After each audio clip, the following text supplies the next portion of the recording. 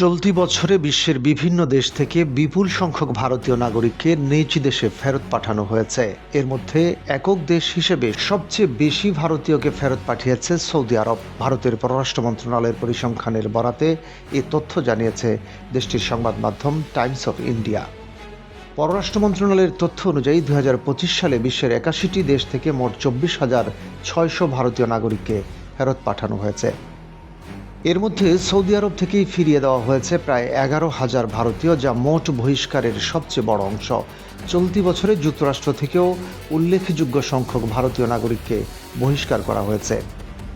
মার্কিন president Donald Trump প্রশাসনের অধীনে 2025 সালে যুক্তরাষ্ট্র থেকে 3,800 ভারতীয়কে দেশে ফেরত পাঠানো হয়।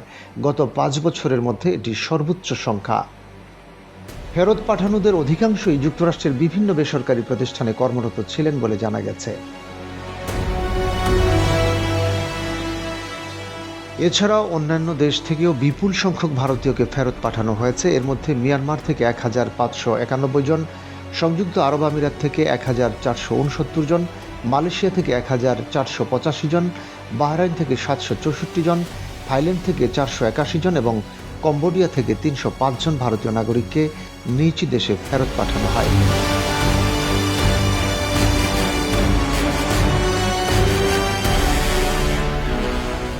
মধ্যপ্রাচ্যের দেশগুলো থেকে বহিষ্কৃত ভারতীয়দের অধিকাংশের বিরুদ্ধে ভিসার মেয়াদ শেষ হওয়ার পরও অবস্থান, বৈধ কাজের অনুমতি না থাকা কিংবা শ্রম আইন লঙ্ঘনের অভিযোগ ছিল।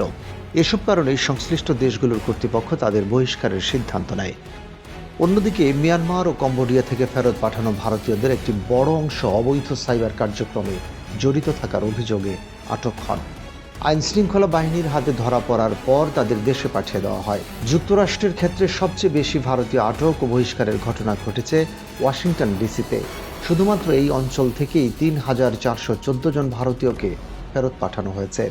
এছাড়া হিউস্টন থেকে আরও 234 জন ভারতীয় নাগরিককে বহিষ্কার করা হয়েছে।